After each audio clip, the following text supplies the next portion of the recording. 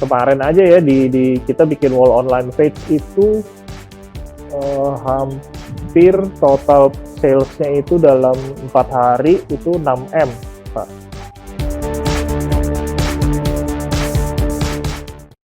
Halo Mike, gua di res tuh sekarang gua ngejalanin Darahku Biru dan Bluesville sekaligus. Jadi Darahku Biru itu kita bikin tahun 2009 sebagai suatu komunitas denim sih, lebih ke denim, dan sekarang udah berkembang jadi sebuah platform media yang ngebahas lebih banyak tentang cowok sih, tapi emang basisnya di denim. Dan kita ada event juga namanya Wall of Fates yang udah kita lakuin dari tahun 2009. Itu sebenarnya denim exhibition plus market dan juga beberapa acara lainnya. Nah terakhir tuh Wall of Fates kita bikin secara online.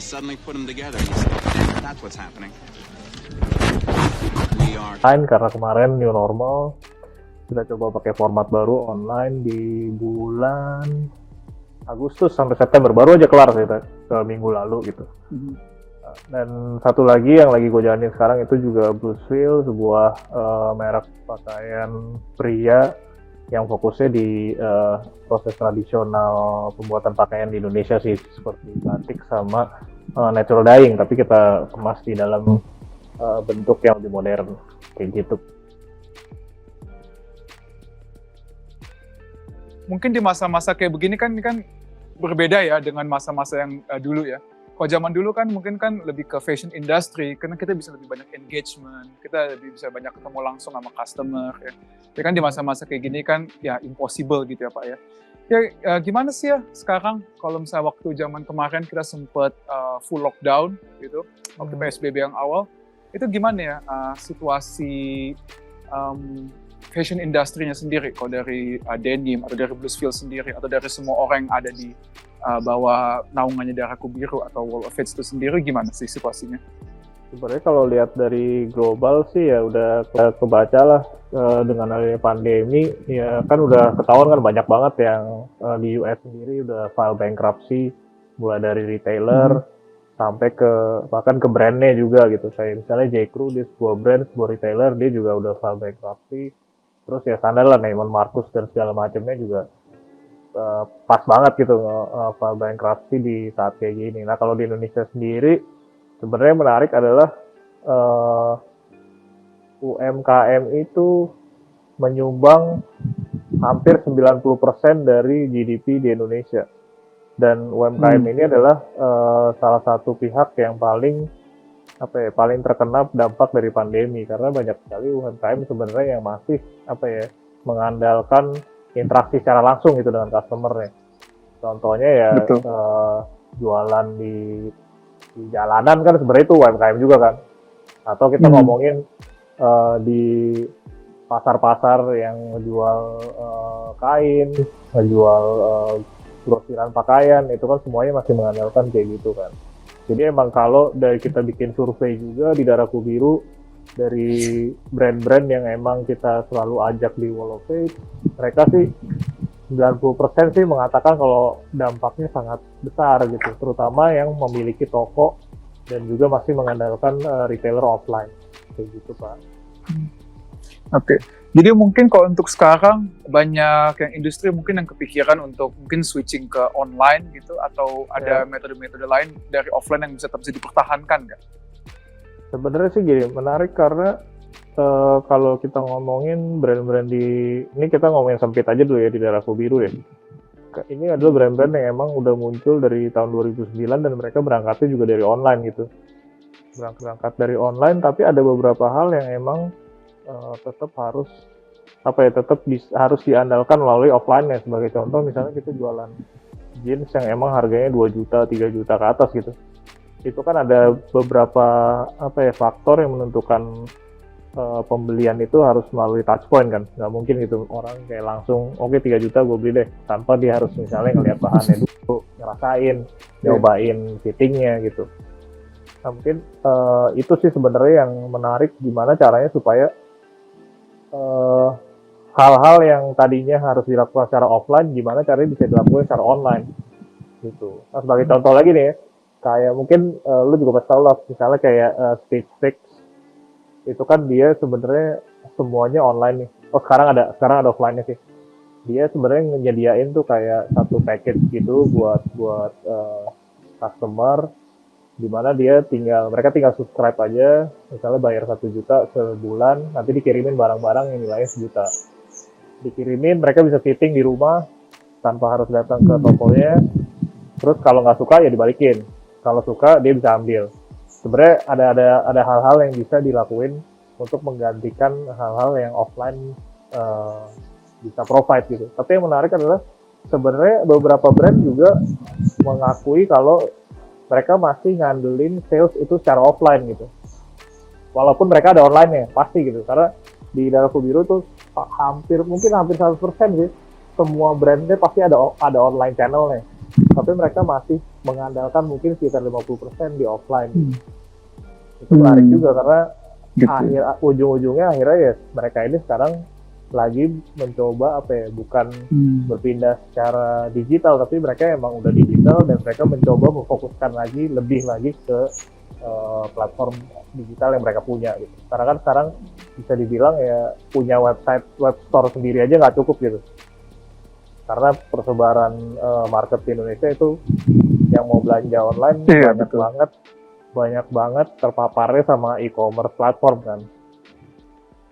Tapi kalau misalnya bisa dibikin, mungkin ada comparison antara lockdown sama new normal, itu ada perbedaan nggak? Mungkin dari segi sales, dari segi traction, atau dari segi permintaan, demand? Kalau pasti sih, kalau misalnya kita ngomongin pertama dari segi sales, ketika lockdown yang pertama kemarin di bulan Maret, April itu pasti semua sales menurun, apalagi yang masih punya toko ya. Kita coba beberapa kali sih ngobrol juga sama yang mau punya toko, mereka hampir ya nggak ada sales sama sekali dan hampir salesnya bisa drop sampai 60% gitu. Karena ya tadi gue bilang mereka masih mengandalkan sebagian besar porsinya di offline. Tapi semenjak new normal dijalankan, ada beberapa yang emang mulai mengalami bounce back salesnya, tapi nggak sampai 100% kayak dulu. Dan itu yang mungkin mendorong mereka untuk akhirnya mikir apa bener nih offline masih relevan gitu di zaman sekarang gitu. Nah kalau dari demand pasti sih berubah demandnya, karena kalau kita lihat yang kemarin lockdown sampai 3 bulan, segala macam yang berhubungan sama homeware, terus homeware, habis itu loungewear itu pasti naik, dan terutama masker ya. Kalau emang diperhatiin kan hampir semua brand sekarang bikin masker sendiri. Mau dia brandnya pakaian sampai brand apapun pasti bikin masker gitu. Dan itu menarik sih karena akhirnya orang juga menyadari kalau bikin sebuah bisnis ya harus melihat keadaan pasar juga sekarang gitu. Kebetulan saya udah beli masker Bluesfield juga. Weh, thank you ya. Terus kalau misalnya di masa-masa seperti ini ya, itu best selling itemnya itu apa ya? Maksudnya apakah itu bahan linen, bahan cotton, atau? Ini sih, gue lupa deh brandnya apa ya. Kalau di US itu ada dia brand yang hampir naik penjualannya itu sampai 300-400% tuh mereka jualan ini loungewear. Jadi sweatpants, hoodies dengan berbagai macam warna, karena ya orang lebih banyak spend waktunya di rumah kan. Dan kalau di market di US ya emang sweatpants banget kan. Jadi itu demand-nya naik gitu. Itu sih yang berubah mungkin ya sekarang. Kalau terus pasti yang hubungannya sama homeware sih, kayak gue sendiri juga mungkin ngabisin banyak uang buat beli-beli ini sih, yang mempercantik rumah, terus habis itu yang membantu pekerjaan lo di rumah kayak gitu. Kalau misalnya dari fashion sendiri sih, kalau gue bilang ya pasti mencari tapi bahan. kalau fashion sendiri struggle gitu. Iya, tapi mungkin bisa dibikin satu ini sih, kayak sekarang tuh lagi naik juga ini Pak, kayak semacam bahan-bahan piyama gitu ya. Jadi kayak lo bikin satu set atas bawah, Oh. mendekati ke sleepwear, tapi ini buat cewek, mendekati ke sleepwear, tapi ya dibuat print-printnya yang lebih macam-macam kayak gitu. Dan itu sebenarnya kadang-kadang bisa dipakai buat keluar juga. Jadi kalau bisa dilihat sih mungkin fashion mungkin ujung-ujungnya nanti akhirnya kalau misalnya keadaan ini berlanjut ya, kita harus mikirin gimana caranya orang bisa tetap tampil oke, tapi kenyamanan nomor satu gitu. Mungkin nanti yang apa namanya, yang sifat-sifatnya lebih ke statement sama yang emang desain-desain yang lebih ribet itu mungkin bakal lebih susah lagi gitu untuk dijual, karena ya orang udah mikir ya udahlah gue cuma pengen sebenarnya yang basic sama comforting aja sekarang di masa-masa kayak gini gitu. Terus gimana caranya mungkin brand-brand ini akan persuade target market itu untuk tetap membeli di masa-masa kayak begini? Apakah ada mesti campaign khusus atau ada hal-hal lain gitu mungkin untuk bikin orang tetap beli? Karena kan kalau menurut saya ya walaupun kita semua tetap di rumah kan tetap aja kan ya semua kan tetap mau beli baju cakep juga sebenarnya. Apalagi kan mungkin yang work from home, yang meetingnya online kan tetap aja kan dia mesti pakai baju bagus juga sebenarnya. Gitu. Itu ada nggak cara-cara khusus mungkin untuk bagaimana untuk supaya tetap ada pembelian lah dari customer? Ya biasanya sih pertama ya kita ngeliat demand-nya dulu apa. Sebenarnya kalau kita bilang, aduh brand pada bikin masker semua. Sebenarnya bikin masker itu salah satu cara untuk menggait orang supaya akhirnya belanja lebih gitu di brandnya dia. Karena mungkin itu jadi gateway-nya gitu buat mereka untuk ngelihat apa yang si brand ini offer yang lainnya gitu. Misalnya kayak contoh ya kita jualan masker di Bluesfield, terus akhirnya orang mau lirik, oh ternyata Bluesfield bikinnya pakai batik sama indigo nih, akhirnya dia coba beli juga yang lainnya gitu, si kemejanya misalnya. Dan nantinya sih kalau dibilang mungkin yang harus dilakuin brand adalah ngebuat ini sih satu complete package ya. Complete package dalam arti sekarang demand-nya misalnya emang sesuatu yang lebih ke pakaian yang bisa dipakai di rumah sama bisa langsung dibawa pergi, yaitu yang dijual adalah complete package, bukan cuma produknya doang tapi lifestyle-nya juga. Kayak misalnya banyak sih kemarin kita lihat campaign-campaign yang emang ngomongin apa sih yang bisa kalian lakuin di rumah gitu misalnya, atau gimana sih cara untuk stay comfortable di rumah dengan pakaian yang tetap kelihatan oke gitu. Kayak kemarin si Hijack juga bikin sendal gitu. Sendalnya gimana sih kalau sendal lo pakai di rumah aja gitu. Ya, kayak gitu-gitu sih sebenarnya yang harus dilakuin tuh, mikirin bukan cuma produknya doang tapi ya udah complete package-nya aja sih dengan lifestyle-nya lah yang sesuai sama zaman sekarang kayak gitu. Oke. Terus kalau dari target market ada yang berubah dari sebelumnya atau masih tetap sama? Target market sih itu sebenarnya tergantung dari si brandnya juga ya. Cuman kalau diperhatiin sekarang sebenarnya target marketnya kalau yang paling gemuk kan pasti tetap si sekarang mungkin udah 25 ke 34 ya, karena millennialsnya udah berubah gitu persebaran umurnya. Ya sebenarnya sih kalau dilihat mereka juga udah mulai lebih apa ya, financial literate juga. Jadi mereka mungkin bakal menyimpan uangnya untuk nggak belanja barang-barang yang istilahnya nggak esensial gitu, ya kan?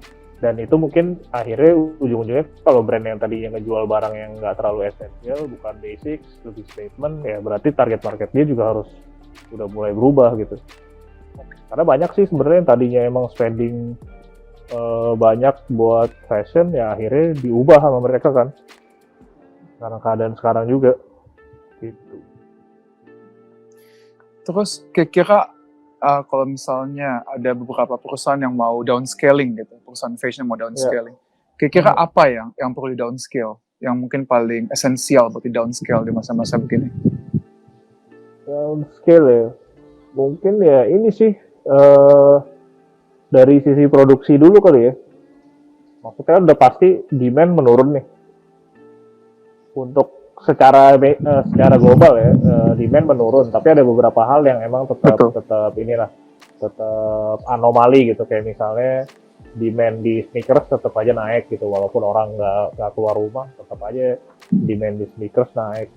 Tapi kayak mungkin demand di Oh gitu ya? kaos mungkin menurun. Iya Pak, kemarin kita baru bikin sneakers tuh sama Pijak Bumi sama Kevin Work, 150 pair aja udah bisa habis dalam 10 menit gitu. Itu kan anomali, maksudnya di zaman lagi kayak sekarang kan. Tapi kalau dilihat sih emang beberapa kayak kemarin aja ya di kita bikin wall online page itu hampir total salesnya itu dalam 4 hari itu 6M Pak. Kita kerjasama sama Shopee. Jadi sebenarnya kan demand-nya masih ada kan. Cuman yang harus diperhatikan adalah kalau mau downscaling ya ini sih, produk kita harus melihat data juga, produk apa sebenarnya yang emang paling laku, ya itu mungkin bisa dinaikin produksiannya. Cuman kan ada beberapa brand yang emang saking banyak yang SKU-nya mereka tetap aja naikin jumlah kuantiti produksinya kan. Mungkin yang harus dilihat adalah gimana caranya ngurangin jumlah produksinya dulu, dan akhirnya ya itu berdampak pada si timnya. Mungkin tim produksi juga akan dikurangin akhirnya gitu. Cuman kalau menurut gua sih belum tentu juga sih harus downscale ya dalam kondisi sekarang, karena emang ya demand masih ada, walaupun emang mungkin jatuhnya stagnan. Mungkin harus dipikirkan lebih ke efisiensi aja sih Pak. Dalam arti ya mungkin sekarang bukan saatnya untuk kalian merekrut orang baru. Ya kan, karena emang situasinya juga nggak terlalu jelas ke depannya. Sama efisiensi kerja dalam arti apakah kantor yang kita sewa mahal-mahal ini ternyata emang efisien gitu untuk untuk waktu sekarang, karena kan ya kita balik lagi nih, kita baru balik di sekitar 2 bulan ngantor lagi, tiba-tiba udah kayak gini lagi, dan ini kan belum tahu sampai kapan ya perpanjangannya. Bisa jadi emang ternyata kantor pun nggak kayak efisien juga di zaman sekarang gitu. Gitu sih sebenarnya Pak, yang harus dipikirkan ya sebenarnya lebih ke efisiensi dari operasional company aja gitu. Tapi tadi 6M dalam waktu berapa hari? 4 hari Pak, kita bikin dari tanggal 4 sampai 7 September. Wah, hebat juga sih ya.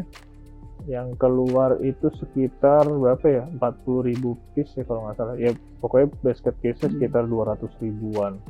Jadi emang sebenarnya demand-nya masih ada nih, dan mungkin demand ini dari juga, yang pembeli tuh dari Indonesia atau ada dari luar negeri juga? Indonesia only. Indonesia only? Ya. Itu interesting sih Pak. Mungkin demand kayak gini dengan mereka bisa tetap belanja mungkin karena emang salah satunya juga misalnya nih karena WFH kemarin mereka tetap digaji full tapi banyak pengeluaran yang berkurang gitu, seperti misalnya pengeluaran transportasi, yang pengeluaran yang sifatnya nggak ketahuan kayak makan di luar segala macam, itu mereka tabung, akhirnya mereka nggak tahu nih mau dikeluarin buat apa gitu. Makanya kan kalau dilihat kan di beberapa bulan terakhir banyak kalau dilihat yang aneh gitu, anomali spending yang nggak jelas, kayak misalnya ke sepeda ya kan, terus ada ini yang menarik tuh kayak misalnya orang belanja ikan cupang gitu, ikan cupang tuh nggak tahu kenapa itu semuanya ada yang beli gitu. Itu kan berarti menarik kan, karena orang secara teori kan mereka bakal saving kan, ternyata savingnya tetap aja di akhirnya dibuang-buang ke hal-hal yang non esensial gitu. Gitu. Jadi cukup menarik ya. Dia mungkin beberapa poin yang harus kita ingat di sini, bahwa berarti market masih ada, dan orang punya beberapa mereka sanggup untuk extra spending untuk some unnecessary things. Tapi untuk beberapa perusahaan mungkin ada baiknya juga untuk downscale when it's necessary, dan untuk mungkin memproduksi sesuatu yang cocok dengan kemauan market sekarang, gitu ya Pak ya? Benar Pak, sekarang sih saatnya mungkin brand tuh menjadi lebih ke market driven gitu, karena kan kalau misalnya kita lihat zaman kemarin-kemarin mungkin orang bikin brand karena dia pede dengan produk yang dianggap baru untuk dikeluarkan gitu. Nah, mungkin mereka juga mengeluarkan produk tuh tanpa ada dasar market research yang benar gitu. Sementara kalau sekarang sih udah harus jelas nih demand-nya apa market, karena ya tadi potensi spending-nya market tuh masih ada. Cuman ya harus tahu mereka tuh mau spend-nya di mana gitu. Oh, paling ini aja sih Pak, kalau nggak tahu nih ya, kalau di fashion itu di lifestyle mungkin kedepannya yang menarik adalah outdoor lifestyle sih, karena ini ngelihat potensi aja ya, karena kita lihat nih kemarin udah pada 3 bulan lockdown, begitu dibuka langsung sepeda, wah udah kayak ya kan, sepeda udah kayak di mana-mana. Terus kalau diperhatiin sekarang orang udah mulai mencari public space yang emang bisa bisa nongkrong bareng di luar gitu. Terus piknik tuh mulai ada lagi, karena kan salah satu alasannya juga karena si pandemi ini kan, orang mencari kalau di outdoor tuh mungkin tingkat resiko terinfeksinya lebih kecil gitu dibandingin di ruang tertutup. Akhirnya mereka mencari outdoor, dan mungkin sih itu bakal tetap jadi suatu potensi yang menarik nih kalau emang ngedekatin ke arah outdoor gitu. Oke. Menarik, jadi untuk future trendnya begitu ya? Iya Pak. Ya, emang future trendnya emang sebenarnya outdoor sih kalau dilihat dari trend fashion. Cuman karena emang pandemi gini semakin mendorong lagi nih untuk outdoor lifestyle jadi pilihan gitu. Oke.